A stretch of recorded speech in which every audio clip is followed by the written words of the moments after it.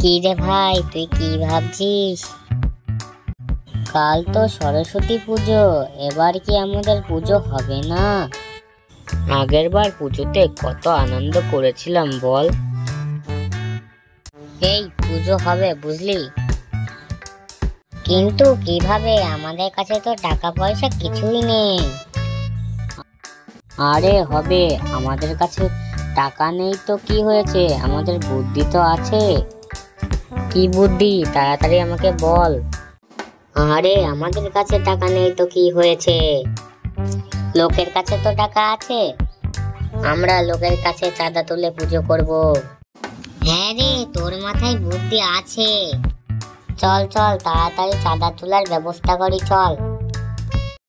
ওইদিকে দেখ, পুচকে বানর পণ্ডিত এইদিকে আসছে।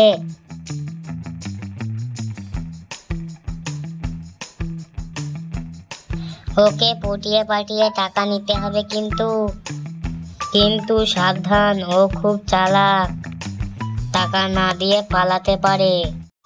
ও বানর পণ্ডিত, থামুন থামুন, কোথায় চললেন?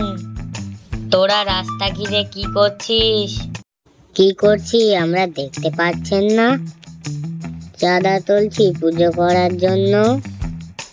আপনার কি মনে হচ্ছে হ্যাঙ্গিং গার্ডেনে ঝুলে আছি আমরা? তোরা রাস্তা ঘিরে এইসব ধান্দা করছিস? আমি এখনই গিয়ে বাঘমামাকে সব জানাচ্ছি। তাড়াতাড়ি চাঁদা বার করুন তো দেখি।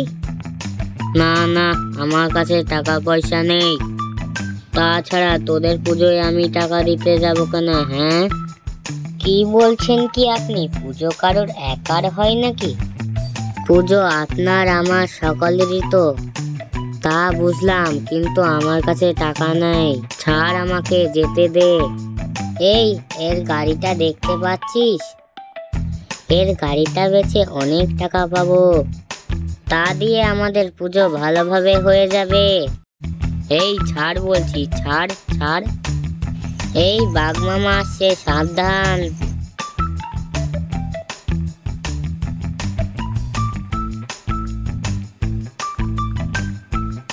কে রে, তোরা রাস্তা ঘিরে কি করছিস? না মানে, আমরা সকলের কাছ থেকে চাঁদা তুলছি। কিসের চাঁদা? ও কাল পুজো তাই না, আমি ভুলিয়ে গেছিলাম রে। কিন্তু সকলের কাছ থেকে তোরা জোর জবরদস্তি করে টাকা নিচ্ছিস না তো? না মামা, স্বেচ্ছায় যে যা দিচ্ছে তাই আমরা নিচ্ছি। না মামা, এরা আমার সঙ্গে জোর করছিল, আমার গাড়ি বিক্রি করে দেবে বলছিল। কি রে, ওসব কি বলছে? না মানে মামা, সকলে চাঁদা না দিলে পুজোটা কিভাবে হবে বলুন? এই বেটা টাকা বের করছেনই না। ও এই ব্যাপার। বানর, এটা তুই ঠিক করছিস না। চাঁদা না দিলে পুজো কিভাবে হবে? দে, তোর মতো তুই চাঁদা দিয়ে দে। এতে একেবারে পুরো 50,000 টাকা আছে। এই এতগুলো টাকা কোথায় রাখি বলতো? চুরি হলে কাল আর পুজো হবে না। আরে তোর বন্ধু থাকতে চিন্তা করছিস কেন? দে, আমাকে টাকাগুলো দে, আমি খুব যত্ন করে ঘরে লুকিয়ে রাখবো, কেউ টের পাবে না। ঠিক আছে, বলছে তখন দিয়েই দে। আর হ্যাঁ, টাকাগুলো দেখিস চুরি না হয়। তাহলে আমরা চলে গেলাম, কালকে আবার আসবো।